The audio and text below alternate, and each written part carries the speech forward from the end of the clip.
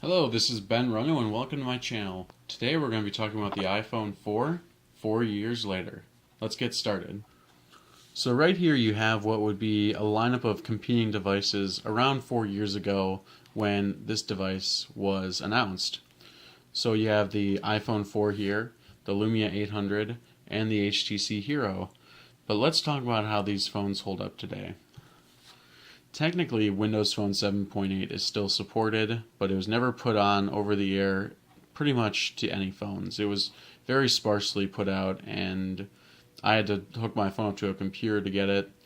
So this phone basically hasn't gotten a software update in 2 years. So you're still running vanilla Windows Phone 7.5, except for I've upgraded to 7.8. And while new apps can still be submitted to the store, they basically aren't because it's an old operating system. It's used on less and less devices each day, and there's no real point in putting back time and resources into supporting it. And there's no new software from Nokia that's been put out in a long time, so this device, while better than the Hero, we'll get to that in a minute, does not hold up nearly as well as the iPhone. Then you have the HTC Hero here, which came out about 6 to 10 months before the iPhone 4 did. And this phone was running Android 1.5 when it was released. And basically it never got the over-the-air update to Gingerbread, so we had to install CyanogenMod to get Gingerbread running on. It was extremely slow, even though the specs are almost the same as the iPhone 4, which is incredible. And just this phone, the screen's rubbish, the speakers are rubbish, the battery is degraded to the point of almost uselessness, and this phone really barely holds up at all. And then you have the iPhone 4. The iPhone 4 is running the latest operating system from Apple, iOS 7. It runs smooth, it runs good. Sometimes you'll have a problem with an app, but it's very rarely, and apps will open quickly, or at least fairly quickly, not the fastest phone in the world, and it's well supported. You can download all the apps that are available to the latest iPhone 5S that has come out so much after this.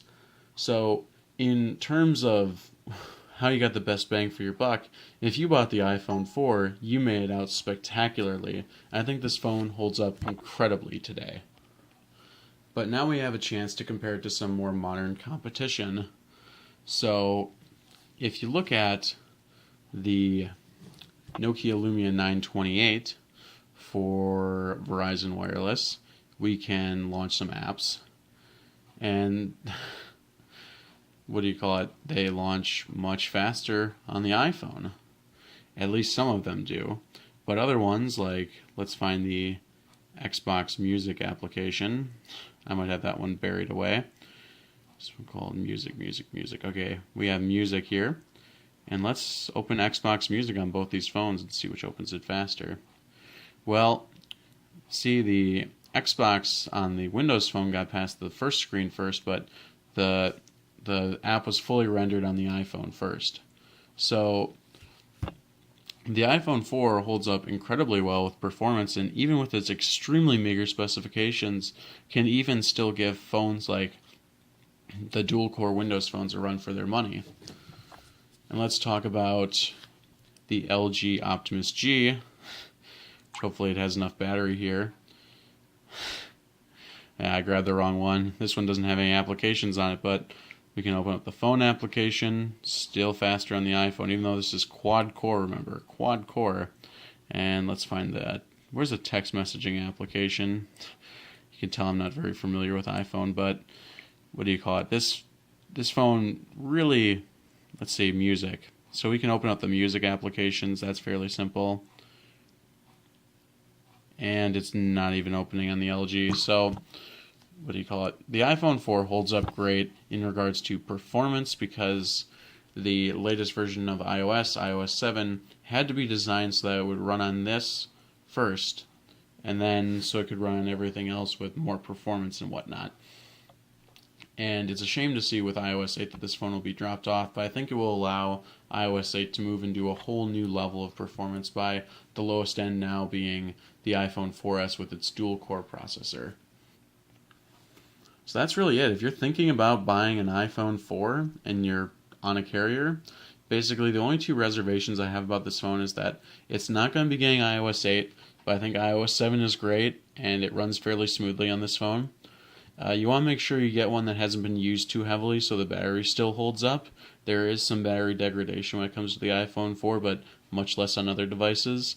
The camera also can pretty easily be trounced by newer phones, but it's not so bad.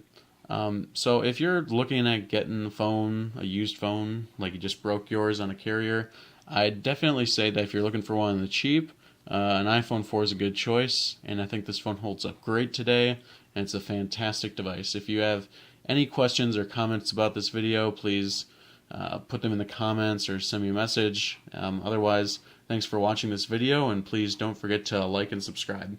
Have a nice day, everyone.